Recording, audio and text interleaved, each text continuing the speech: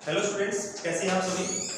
मैं प्रदीप कुमार एक बार फिर आपके साथ रीडिंग टिप्स एंड ट्रिक्स की क्लास लेकर के आपके साथ मौजूद हूँ। और ये क्लास हमारे लिए बहुत ही इंफॉर्मेटिव होने वाली है, क्योंकि बेसिकली लास्ट टाइम मैंने आपसे बात की थी कि बहुत सारे बच्चे जो रीडिंग के रिगार्डिंग बहुत सारे कन्फ्यूजन बच्चों को है। वो बेसिकली कन्फ्यूजन है कि हम कैसे रीडिंग में फिल द ब्लैंक्स कर पाएँ, कैसे हम प्रोऑप्शंस वाले कर पाएँ और कैसे हम रीऑर्डर जो हमारे ऑप्शंस होते हैं उनको हम कैसे रीअरेंज कर पाएँ। तो गाइस आज मैं क्लास आपके लिए लेकर के आया हूँ रीडिंग ट्रिक्स एंड ट्रिप्स की क्लास, सो दैट कि आप इस क्लास को ध्यान से देखें, ध्यान से पढ़ें, सो दैट कि आप चीज़ों को समझें कि कैसे हम ब्लैंक्स को सोल्व करेंगे, कैसे इन चीज़ों को हम हमारे लिए प्रॉपरली करेंगे। तो ये चीज़ें बहुत ही इंपॉर्टेंट होने वाली है। सो गाइस शुरू करते हैं अपनी क्लास को। तो सबसे पहले हम बात करते हैं कि हम how we can improve our reading. So guys, this class is very informative. Please listen and watch this video very carefully. So guys, reading को इम्प्रूव करने का हमारे पास दो तरीका है कि या तो एक हमारे पास तरीका है कि या तो हमारी अंडरस्टैंडिंग बहुत ही अच्छी लेवल की होनी चाहिए। सेकंड, अंडरस्टैंडिंग माने कि कोई भी लाइंस जो भी हम पैसेज हमारे पास ओपन है, हम उस पैसेज को प्रॉपर्ली देखें, प्रॉपर्ली समझें कि उस पैसेज में क्या बात कही जा रही है, क्या उसमें टॉपिक क्या है, क्या उसमें चीजें डिस्कस की जा रही हैं। तो लाइन को अगर हम प्रॉपर्ली समझ लेते हैं तो हमारे लिए सब ही चीजें आसान हो जाती हैं। Second thing that is grammar. So guys, grammar that is very important aspect in your reading module. तो गाइस ग्रामर भी हमारी बहुत अच्छी होनी चाहिए, तभी हम इन रीडिंग के जो ब्लैंक्स होते हैं, जो हमारे रीऑर्डर पैराग्राफ होते हैं, उनको हम इजीली सोल्व कर पाते हैं। तो गाइस आज मैं कुछ ग्रामेटिकल ट्रिक्स आपके साथ डिस्कस करूंगा, ताकि आप जब भी आप रीडिंग के ब्लैंक्स सोल्व करें अपने क्लास में या अपने एग्जाम में, तो आपको उसमें बहुत सारी मदद मिलती चली जाए। सो गाइस सबसे पहले हमारे लिए अंडरस्टैंडिंग जो मस्ट है, टॉप मोस्ट है, उसके बाद हमारे पास आती है ग्रामर, जो कि उससे भी ज्यादा इंपॉर्टेंट रोल प्ले करती है। अंडरस्टैंडिंग और ग्रामर दोनों का यदि हमारे पास कॉम्बिनेशन चलता है तो चीजें हमारे लिए बहुत ही ज्यादा इजी हो जाती है। सो गाइस फर्स्टली हम आज शुरू करते हैं कि हम पहले हमें पता होना चाहिए कि हमारे पास वर्ब क्या होती है, कि हम वर्ब किसे बोलते हैं, वर्ब की डेफिनेशन क्या है। सो गाइस पहले हमें वर्ब का पता होना चाहिए, उसके बाद फिर हम इसके आगे V1, V2 और V3 के बारे में बात करेंगे। सो गाइस वर्ब मायने जैसे कि आपको जानती है कि वर्ब का मतलब होता है एक्शन।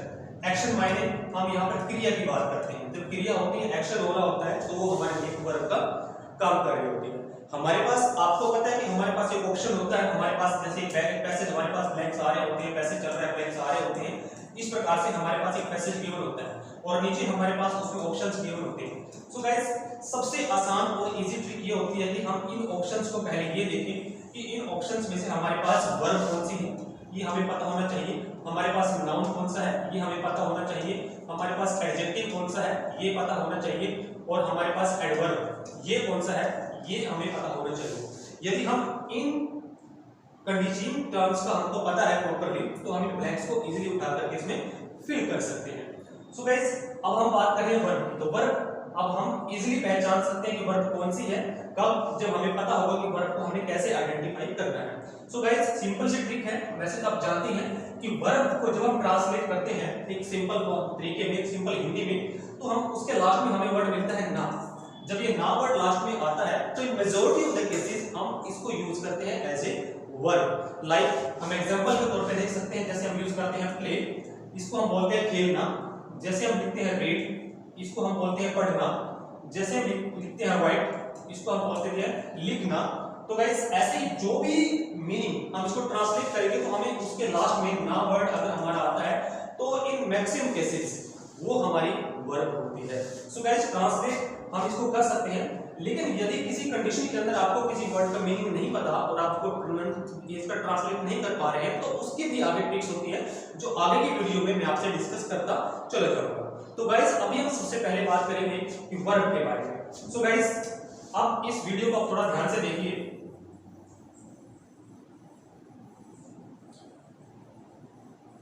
अब हम बात करते हैं वर्ब की first form. So guys verb की फर्स्ट फॉर्म हमने कहां पे यूज करनी है, ये अब हम इस बारे में देखते हैं। वर्ब की फर्स्ट फॉर्म। सो गाइस आपको पता है कि आपके पास ब्लैंक्स गिवन होते हैं, उसमें आपके पास ऑप्शंस भी होते हैं और आपके पास ब्लैंक हो। तो सबसे पहले हम बात करते हैं V1 गाइस हम यूज करेंगे कहां पे, V1 टू तो एक ऐसी कंडीशन होती है जिसके फौरन बाद यदि ब्लैंक आ रहा होता है तो हम उसमें जाते हैं V1 के लिए। ये कंडीशन है कि अगर आप 2 हमारे पास है उसके फौरन बाद यदि हमारे पास ब्लैंक है तो मैक्सिमम केसेस हमारे पास ऐसे होते हैं कि हम उसमें V1 के लिए जाएंगे। और ये बहुत ही ज्यादा इंपॉर्टेंट ट्रिक है, इसको अपने ध्यान में रखना है कि 2 के साथ हम V1 के लिए जाते हैं। सेकंड कंडीशन होती है यदि हमारे पास जितने भी मॉडल्स होते हैं उनके साथ भी हम गाइस V1 के लिए जाते हैं, जैसे can, could, may, might, shall, should, ought to, use to, dare, need, not, like this जो चीजें होती हैं उनके साथ हम V1 के लिए जाते हैं। इसमें आपके पास कैन भी हो सकता है, इसमें आपके पास कुड भी हो सकता है, इसमें आपके पास वुड भी हो सकता है। ये जो भी सारे मॉडल्स हैं इसके अंदर आपके पास हम इसमें जाएंगे V1 के लिए। सेकंड कंडीशन गाइस हमारे पास ये होती है कि यदि आपके पास कहीं भी डू या डज या फिर डिड ऐसी कोई भी कंडीशन उसमें गिवन है तो इसमें भी हम V1 के लिए जाएंगे। और इसमें हम ऐसा भी हो सकता है कुछ कंडीशन के अंदर हमारे पास ऐसे भी चीजें आ सकती हैं, जैसे हमारे पास कई बार डोंट ऐसे आ गया, ये हमारे पास डजंट इस वे से चीज आ गई, ये हमारे पास डिडंट इस वे से कोई चीज आ गई, तब भी हम इसमें V1 के लिए ही जाएंगे। यहाँ एक बात और स्टूडेंट्स मैं आपको बता दूं कि आपके पास जब भी कोई पैसेज ओपन हो तो प्लीज उस पैसेज को पहले ये देखिए कि उस पैसेज में आपने कुछ कंडीशंस का ध्यान रखना होता है कि आप उस पैसेज का टेंस कौन सा है, उस पैसेज का टॉपिक कौन सा है। गाइस दो चीजें आप थोड़ा ध्यान से देखें कि टेंस हमारे पास कौन सा है और हमारे पास टॉपिक यानी कि किस टॉपिक के रिगार्डिंग उसमें बात हो रही होती है। सो गाइस थर्ड जो नेक्स्ट जो आपके पास ट्रिक है उसमें नेक्स्ट हम देखते हैं दैट इज यदि आपके पास सपोज कीजिए आपके पास एक आपको पता है कि जो आपका पैसेज है वो आपके पास प्रेजेंट टेंस में है, उसमें सारी बात प्रेजेंट टेंस में ही आपके पास हो रही है। तो प्रेजेंट टेंस में जब पैसेज चल रहा हो तो उस टेंस के अंदर यदि आपका सब्जेक्ट सिंगुलर में है, यदि आपका सब्जेक्ट सिंगुलर में है और उसमें आपको वर्ब फिल करने के लिए कहा जाए तो हम वर्ब के फर्स्ट फॉर्म के साथ एस और ईएस का यूज करेंगे। और यदि आपका सब्जेक्ट प्लूरल में इस कंडीशन में आ रहा है तो उसमें खाली हम वर्ब की फर्स्ट फॉर्म का यूज करेंगे। तो गाइस इस बात का थोड़ा ध्यान रखिए, ये बहुत इंपॉर्टेंट ट्रिक्स है V1 के रिगार्डिंग। यदि ये दिमाग में आपके समझ में आ गई है और दिमाग में बिल्कुल फिट है तो फिर गलती के चांसेस आपके पास बहुत ही ज्यादा कम हो जाते हैं। तो ये है V1 के रिगार्डिंग बहुत ही इंपॉर्टेंट टिप्स। आगे की वीडियो में मैं आपको बता दूंगा कि किस प्रकार से हमें इनको अप्लाई भी करना है। अभी आप इनको समझिए और अपने खुद से पहले इनको अप्लाई करने की कोशिश कीजिए, फिर आप देखेंगे कि कैसे हम इन वीडियो को अप्लाई भी करेंगे। गाइस तो प्लीज ध्यान से जो भी टर्म्स एंड कंडीशंस मैं आपको इसमें बता रहा हूं उनको ध्यान से समझना है, उसी के अकॉर्डिंग हमें इसमें आगे की वीडियो को तैयार करना है। अब नेक्स्ट गाइस हम चलते हैं अपने नेक्स्ट वर्ब की तरफ, that is verb V2, verb की second form. So guys let's सी।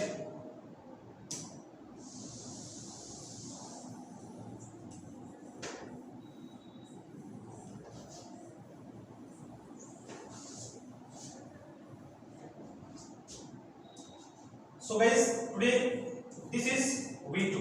अब V2 आपको पता ही है कि V2 ऑब्वियसली हमारे पास्ट से रिलेटेड आ जाती है कि पास्ट की हम पास्ट की बात कर रहे हैं। प्ले खेलना, प्ले खेला, लाइक प्ले खेलना, that is played, then played.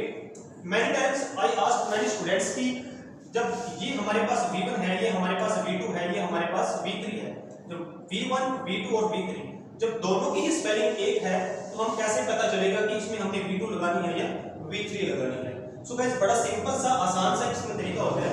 ये जो वर्ब होती है इसको हम ब्रेव वर्ब बोलते हैं, ब्रेव ये बहादुर होती है। ये जो है ना ये जो वर्ब होती है हमारी ये डरपोक होती है, इसको हम डरपोक बोलते हैं। कारण क्या, ये जब भी आती है इसको हमेशा कोई ना कोई हेल्पिंग वर्ब चाहिए होता है और ये जब आती है तो ये विदाउट हेल्पिंग वर्ब के हमारे सामने आ जाती है, इसको किसी हेल्पिंग वर्ब की आवश्यकता नहीं होती, ये नॉर्मली हमारे सामने आती है। लाइक ही प्लेड, अगर मैं लिख देता हूं कि he played again, he played again. So guys अगर हमने इसमें देखना है कि कौन सी फॉर्म है तो ऑब्वियसली हमें पता है कि इसमें V2 हम यूज कर रहे हैं क्योंकि इसके अंदर कोई हेल्पिंग वर्ब नहीं है। और सेकेंडली यदि मैं ये लगाऊं कि ही हैज प्लेड अगेन, यदि मैं ये लगा दूं तो इसका मतलब हुआ कि ये हमारे पास वर्ब की थर्ड फॉर्म है। और गाइस तो प्लीज इस बात को अपने दिमाग में रखना। अब हम बात करते हैं V2 की, पास्ट की बात। ऑब्वियसली बात है इसमें पहली कंडीशन हमारी होती है कि जब भी हमारे पास हिस्टोरिकल इवेंट्स का कभी जिक्र हो रहा होता है, हिस्टोरिकल इवेंट्स में पैसेज आपके पास ओपन है पैसेज के अंदर सारी कंडीशन आपने देख ली है, पैसेज पढ़ लिया है, तो उसमें हिस्ट्री से रिलेटेड कोई बात हो सकता है हिस्ट्री से रिलेटेड किसी वॉर का जिक्र हो सकता है हिस्ट्री से रिलेटेड किसी बैटल का जिक्र हो रहा हो, कोई छोटी लड़ी बैटल हो, पानीपत बैटल हो, प्लासी लाइन, या फिर वॉर के अलावा बैटल का जिक्र हो रहा हो, या फिर किसी रिसर्च का इसके अंदर जिक्र हो सकता है, या फिर किसी कोई डिस्कवरी जो पास्ट में हुई है उसका जिक्र हो सकता है, या फिर कोई ऐसी इंसिडेंट जो कि पास्ट में हुई है। इनमें से कोई भी कंडीशन पैसेज में आ जाती है। जब भी ऐसी बात तक हमें डिस्कस हो रहा होता है तो हमने उसमें V2 के ऑप्शन की तरफ जरूर ही ध्यान देना है गाइस, ये बहुत ही इंपॉर्टेंट चीज है।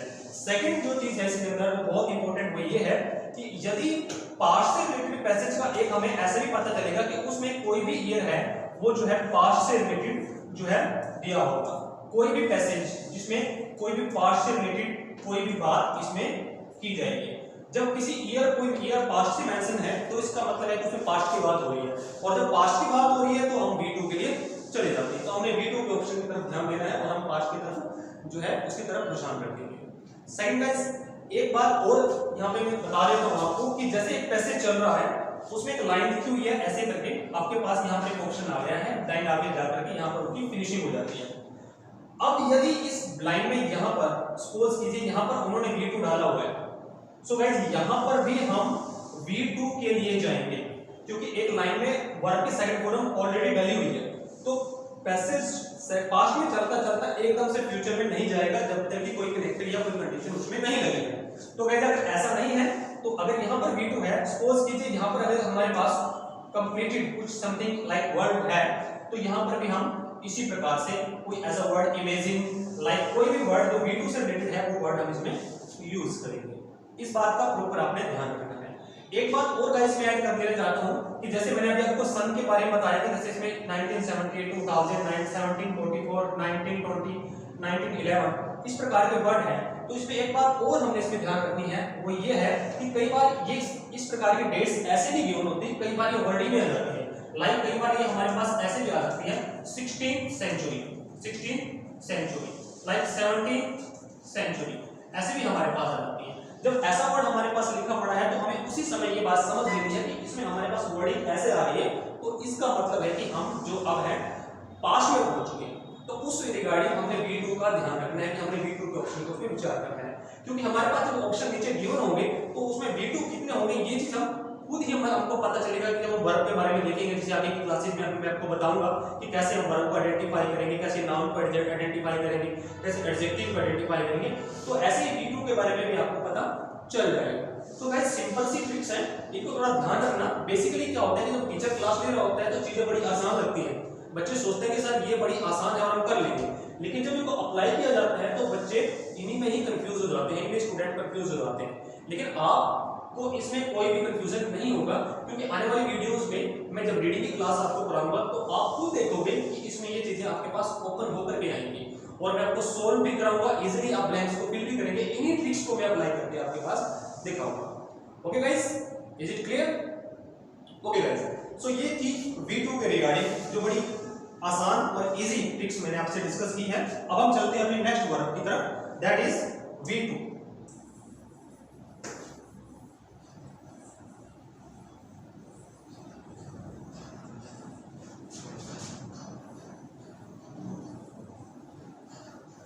चलिए अब हम चलते हैं अपने next verb, that is V3।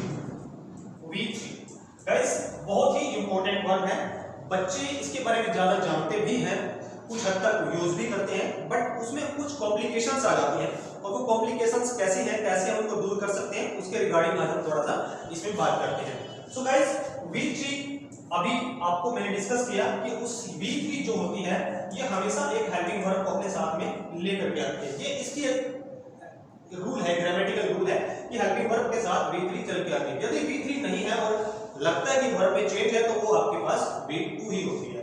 So guys सबसे पहले हम इसमें बात करते हैं कि V2 हमने यूज कहां करनी है। पहली कंडीशन है दैट इज हैज, हैव और हैड। ये गाइस जब कहीं पर लगे होते हैं तो इनके साथ जब हम ब्लैंक यूज करते हैं तो हम इनके साथ V3 के लिए जाते हैं। कुछ कंडीशंस ऐसी होती हैं कि जिनके साथ हम इनके साथ V3 यूज नहीं करते, कुछ कंडीशन ऐसी भी हैं। वो कंडीशन कैसे होती है उन्हें आपसे आने वाली वीडियो में डिस्कस करूंगा। अभी हम जनरली सिंपल इनको देखते हैं। तो गाइस अगर हैज हैव हैड कहीं भी है उसके पास आपके पास ब्लैंक ऑप्शन है तो आप इसके साथ V3 वर्ब की कॉल यूज करेंगे। और इसमें बच्चे कंफ्यूज हो जाते हैं। एक्चुअली स्टूडेंट को क्या चाहिए होता है कि स्टूडेंट को चाहिए ये होता है कि उनको जब भी फॉर्म मिले उनको केवल फॉर्म इस प्रकार से मिले कि जैसे हैज लगा होता है यहाँ उनको वर्ब की कंडीशन मिले, जैसे उनको लगता हो कि हैड लगा हुआ है तो उनको यहाँ पर वर्ब की कंडीशन मिले। बच्चे चाहते हैं कि उनको ऐसे मिले, अगर ऐसे है तो बच्चे इजीली लगा लेते हैं, लेकिन एग्जामिनर क्या होता है वो थोड़ा सा ब्लैंक को हिला देता है, थोड़ी सी मूवमेंट उसमें कर देता है और बच्चे कंफ्यूज होने की वजह से वहां देख ही नहीं पाते और वो प्रॉब्लम उनके लिए थोड़ा क्रिएट हो जाती है। जैसे हम ऐसे कह सकते हैं कि जैसे सपोज कीजिए ब्लैंक उसने डाला कि है और उसके बाद यहां पर उसने डाल दिया ऑलरेडी, देन नॉट, उसके बाद ऑप्शन ऐसे। अब अगर इस प्रकार की कंडीशन होगी तो बच्चे का ध्यान यहां कम जाएगा और बच्चा इन दो वर्ड में कहीं ना कहीं कंफ्यूज होकर के और यहाँ पर कोई ऐसी वर्ड डाल देगा जो उसको स्कोर को कम कर लेगी, जो उसके स्कोर को डाउन कर देगी और उसको प्रॉब्लम उसके लिए खड़ी हो जाएगी। तो इस कंडीशन के अंदर आपने क्या करना है, इस कंडीशन में आपने देखना है कि अगर इसमें है कहीं लिखा तो नहीं हुआ, कोई भी ब्लैंक हो गाइस उसको केवल पहले ही नहीं देखना है। बच्चों की हैबिट होती है कि ब्लैंक है, इधर एक लाइन चल रही है, बच्चा यहाँ देखेगा उसके बाद यहाँ देखेगा और डायरेक्टली ब्लैंक पे जाता है। एक बात मैं यहाँ क्लियर कर देना चाहता हूँ कि रीडिंग का मतलब फिल इन द ब्लैंक्स ही भरना नहीं होता। रीडिंग का मतलब होता है कि हम चीजों को पढ़ें, उन चीजों को देखें, उन चीजों को सीखें। तो गाइस अगर ऐसा है तो फिर आप इजीली वो कर पाते हो, लेकिन दिमाग में फितूर ये होता है कि जब भी रीडिंग की बात आए तो हम केवल खाली ब्लैंक को उठा करके हम उसके सामने चलते हैं और ब्लैंक उठाने की वजह से फिर चीजें हमारे लिए गलत हो जाती है। पहले हमें देखना है कि लाइन क्या बोल रही है, पैसेज क्या बात कर रहा है, हमें टॉपिक क्या इसमें गिवन है, टेंस कौन सा चल रहा है, ये बातें जल्दी से जल्दी, क्योंकि एग्जाम में यू नो वेरी वेल कि हमारे पास 2 मिनट्स होते हैं पैसेज को सोल्व करने के लिए, तो विद इन द टाइम हमने चीजों को प्रॉपर्ली देखना और समझना होता है। सो गाइस इस बात का थोड़ा ध्यान रखें कि हैव ऑलरेडी नॉट, यदि ऐसा कुछ भी है तो हमें ध्यान रखना ये रखना है कि हमारे पास है जो वर्ब और जो ये हेल्पिंग वर्ब जो इसका एग्रीमेंट है ये बिल्कुल ब्रेक नहीं करना, इसी के अकॉर्डिंग हम चीजों को लेके चलेंगे। Okay guys, this is has have had and V3, इस बात का थोड़ा सा हम ध्यान रखेंगे। सो गाइस आगे चलते हैं। नेक्स्ट जो कंडीशन है दैट इज एमआर और वाज और वर। ये जो हेल्पिंग वर्ब है बहुत ही इंपॉर्टेंट हेल्पिंग वर्ब है और ये आपको रीडिंग में बहुत ज्यादा मिलते हैं, राइट। ओके, लाइक इज इसमें गिवन है, इसके फॉरन बाद ब्लैंक बहुत ज्यादा आपको मिलेगा। वाज इसमें गिवन है, इसमें जो ब्लैंक मिलेगा ये आपको बहुत ज्यादा मिलेगा। तो गाइस इस प्रकार से आपके पास इज एम और वाज वर के जो ऑप्शंस हैं ये आपको इसमें बहुत ज्यादा मिलेंगे। सो गाइस अब बात करते हैं इज एम और वाज वर की। पूरी की पूरी इंग्लिश ग्रामर में इनके गाइस 3 यूज होते हैं। पूरी की पूरी इंग्लिश में इनके 3 यूज होते हैं। पहला यूज होता है जब ये नॉन एक्शन में हमारे पास आते हैं। सेकंड यूज होता है जब ये हमारे पास कॉन्टिन्यूअस फॉर्म में यानी कि V1 प्लस ing के साथ हमारे पास आते हैं। सेकंड होता है दैट इज पैसिव वॉइस, जब ये हमारे पास पैसिव वॉइस के अंदर हमारे पास आते हैं। नॉन एक्शन में नॉर्मली होता है he is my friend, normally है। नॉन एक्शन कोई एक्शन कौन कर रहा है, एक्शन कर रही है वर्ब और वर्ब इसमें नहीं है, he is my friend, that is non action. Second condition होती है ing, continuous. Ram is reading a book, Ram is reading a book, is reading a book, is reading ing form, that is continuous form. Secondly होती है कि जब is am are और was were के साथ verb की थर्ड फॉर्म आती है, right. Something is written on the board, something is written on the board like this one। अब is इसमें given है, वर्ब की थर्ड फॉर्म इसमें given है, that is the passive voice condition। अब आपने पीटी रीडिंग में इनका क्या रोल है, किस ध्यान से किस वे से हमें चीजों करना है। पीटी रीडिंग में जब भी आपके पास कभी भी आपके पास यहाँ पर is एम आर या was वर्ब कोई भी आए और इनके फौरन बाद आपके पास ब्लैंक आ जाए, इनके फौरन बाद ब्लैंक आ जाए, तो गाइस इस कंडीशन में हम यहां पर क्या यूज करेंगे। इस कंडीशन में इनका यूज जो नॉन एक्शन मैंने आपको बताया इनका यूज होगा केवल 5%। बहुत रेयर चांसेस होते हैं कि आपके पास नॉन एक्शन में कोई चीज पूछी जाए। Next one is V1 plus ING, इनका यूज होता है ओनली 10%, जो बहुत ही कम यूज होता है कि इज हमारा वाज और आया हुआ है उसके साथ हम ING यूज कर रहे हैं, केवल 10% चांसेस होते हैं कि हमारे पास ये आए। सेकेंडली होती है थर्ड फॉर्म जी, ये लगभग आप 85% आप इसका यूज करेंगे, 85% आप इसका यूज करेंगे। ये आपने अच्छे तरीके से समझ करके करनी है। तो गाइस अगर इस हमारा रोज वर्क कहीं मिले तो आप 85% उसमें भी के लिए जाते हैं। 10% चांसेस होते हैं जब हमने उसके अंदर V1 प्लस ING लगाना होता है, और जिस लाइन में V1 प्लस ING आएगा उसकी कंडीशन अलग ही आपको नजर आएगी, उसमें ING का यूज हो रहा होगा। पैसेज में बार बार लाइन के पहले ब्लैंक से पहले बाद में उसमें ING का यूज हो रहा होगा, तब आप उसके साथ इस फॉर्म में ING के साथ जाते हैं। वरना रेस्ट ऑफ द कंडीशंस जितनी होती हैं इज हमारा रोज वर्क कहीं पर भी गिवन होता है तो हम उसके साथ V3 के लिए हम उसमें जाएंगे, क्योंकि वो पैसिव वॉइस की बात होती है। ये पैसिव वॉइस की कंडीशन होती है कि इज हमारा रोज वर्क के साथ जब थर्ड फॉर्म होती है तो उस कंडीशन में हम पैसिव वॉइस में होते हैं। आई होप कि गाइस आपको ये बात समझ में आई होगी। चलिए गाइस थोड़ा और आगे मूव करते हैं।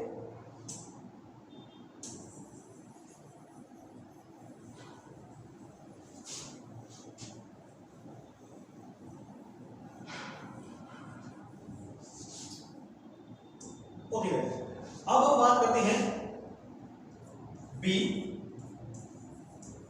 बीन और बीन। गाइस ये तीन वर्ड बड़े इंपॉर्टेंट हैं पीडी रीडिंग के अंदर, बी, बीन और बीन। बेसिकली क्या होता है कि जब तीन वर्ड का हम यूज करते हैं, बेसिकली ये तीनों वर्ड का जब यूज होता है तो उस कंडीशन के अंदर हम पैसिव वॉइस में चले जाते हैं। ये हम कंडीशन हमारी ऐसे होती है कि जब इसको इन का यूज हम करेंगे तो हम केवल पैसिव वॉइस कंडीशन के अंदर हम चले जाते हैं। बी पैसिव वॉइस का यूज होता है, can be, could be done, would be done, shall be done, like this. Being obviously passive की बात होती है, पैसिव वॉइस में इसका यूज करते हैं, बीइंग का पैसिव वॉइस में यूज करते हैं। तो गाइस सिंपल में अगर बी आपके पास कहीं पर गिवन है उसके फौरन बाद आपके पास ब्लैंक है, बीइंग आपके पास कहीं पर गिवन है फौरन बाद आपके पास ब्लैंक है, बीइंग आपके पास कहीं पर गिवन है उसके बाद आपके पास ब्लैंक है, तो इन कंडीशन के अंदर गाइस हम यहां पर V3 के लिए जाएंगे, इसमें हम V3 के लिए जाएंगे। तो गाइस ये थोड़ा और आपके लिए आसान हो जाती है।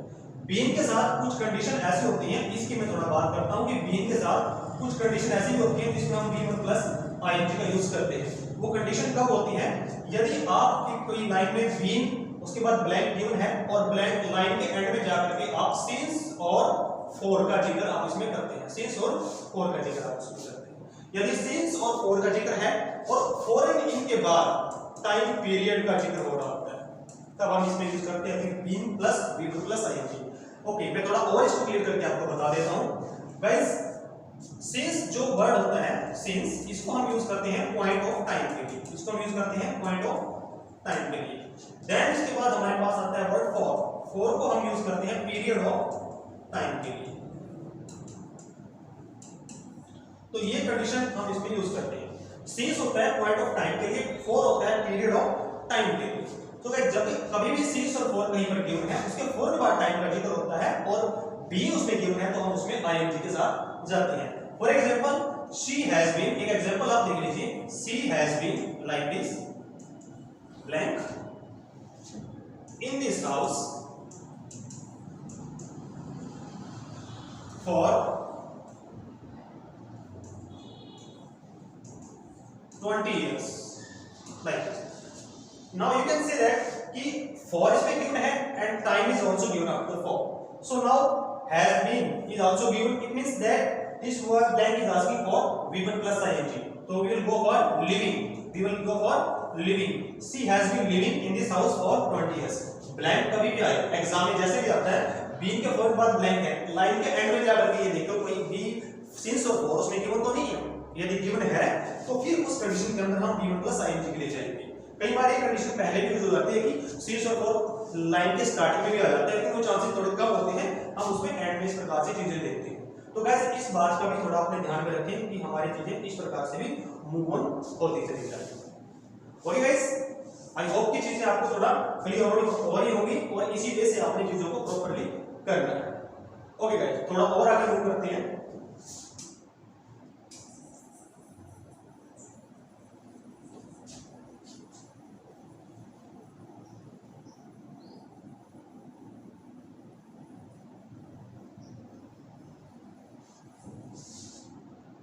अब इसमें कुछ और कंडीशंस मैं आपको बता देता हूं जिनमें हम थोड़ा सा ध्यान से रीडिंग की तरफ फिल इन द ब्लैंक्स हमने भरते हुए उनको फिल करते हुए थोड़ा इन बातों का भी ध्यान रखना है। कुछ हमारे पास प्रेपोजिशंस होती हैं गाइस, उन प्रेपोजिशंस के बाद फौरन हमें ब्लैंक मिल जाता है और जैसे ही उनके फौरन बाद हमें ब्लैंक मिलता है तो उस कंडीशन के अंदर हम फौरन बाद उन प्रेपोजिशन के V1 प्लस ing के लिए जाते हैं। ये बहुत ही इंपॉर्टेंट और बहुत ही एक खास ट्रिक है जो अपने ध्यान में आपने रखनी है। वो प्रीपोजिशंस कौन सी होती हैं? सपोज कीजिए कि बाय का हम जिक्र करते हैं, बाय, या इसमें एक वर्ड आता है फॉर, ड्यूरिंग आ जाता है, व्हाइल आ जाता है, बिफोर, आफ्टर, ऑफ।